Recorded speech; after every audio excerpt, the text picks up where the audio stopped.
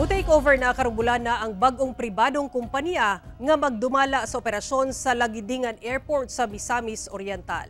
Mga empleyado nga maapektuhan, dunay job offer gikan sa maong kumpanya. Ang detalye sa report ni James Paulo Yap. Sugod karong bulan sa Abril ning tuiga, hingpit na nga dumalawon sa usa ka pribadong kumpanya ang operasyon sa Lagindingan Airport sa Lagindingan, Misamis Oriental. Kinihuman gipirmahan ang usa ka public-private partnership ang Department of Transportation, Civil Aviation Authority of the Philippines ug ang Aboitiz Infra Capital. 35 years ang kontrata sa maong proyekto nga adunay 12.75 billion pesos nga investment capital.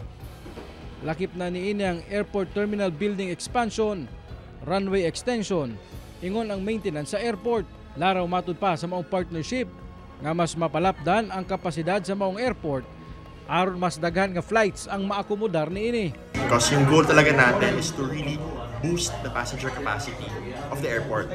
And once magawa natin itong unang hakbang, itutuloy-tuloy natin yung other plans like such as improving the infrastructure, adding more retail options para sa ating mga passengers. Sa kasamtangan ang Lagindingan Airport adunay kapin 400 ka mga empleyado.